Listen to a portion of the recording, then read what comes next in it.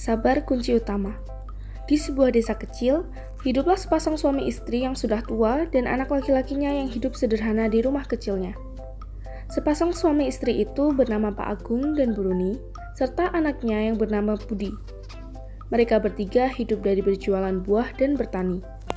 Setiap pagi, Pak Agung akan berangkat ke sawah untuk bertani, dan Bu Runi akan pergi berjualan ke kota. Sedangkan Rudi akan berangkat ke sekolah karena dia masih duduk di kelas 12. Pada saat sore setelah Budi pulang dari sekolah, biasanya ia akan mendatangi tempat ibunya berjualan untuk membantunya. Budi dikenal sebagai anak yang sangat berbakti dan hormat kepada orang tua. Walaupun orang tuanya bukanlah siapa-siapa, tetapi ia sangat bangga menjadi anaknya. Budi tak pernah membantah dan berkata kasar kepada orang tuanya, terlebih lagi dengan ibunya.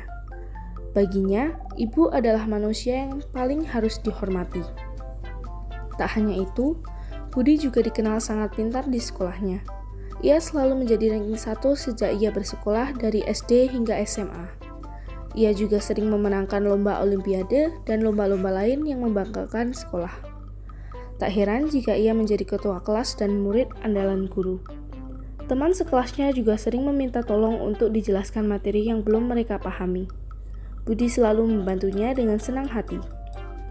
Di suatu Senin pagi, pada saat jam matematika, diadakan ulangan harian mendadak. Ulangan harian mendadak ini memang sengaja dilakukan untuk mengetes mana anak yang benar-benar paham dan mana yang tidak paham pelajaran tersebut.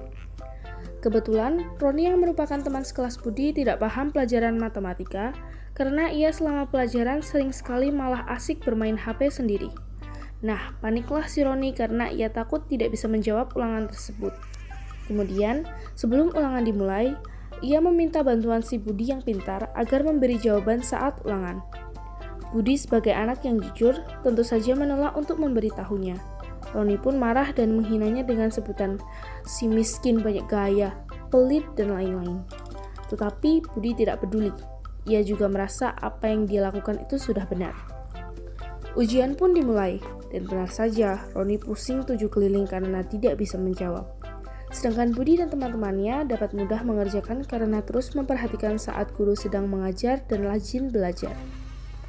Saat hasil ulangan tersebut dibagikan pun, hanya Roni yang mendapat nilai di bawah KKM.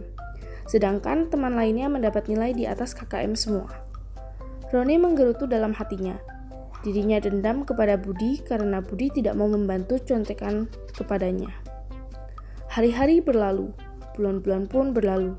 Kini mereka sudah berada di hari kelulusan. Ayah dan ibu Budi datang ke sekolah dengan baju sederhananya. Mereka datang ke sekolah karena hari ini adalah pengumuman juara 1 angkatan dan pengumuman siapa saja yang keterima di PTN. Dan benar saja, atas kegigihan dan kerja keras Budi serta doa orang tuanya yang kuat, ia menjadi juara umum 1 angkatan dengan memperoleh skor nilai paling tinggi serta lolos PTN ternama. Orang tuanya sangat bangga atas hasil kerja keras yang Budi dapatkan. Orang tuanya bersujud syukur atas nikmat yang diberikan oleh Tuhan. Budi pun juga ikut melakukan sujud syukur atas nikmat yang diberikan Allah. Tahun berlalu, dan kini Budi menjadi orang yang sukses dan mengubah hidupnya.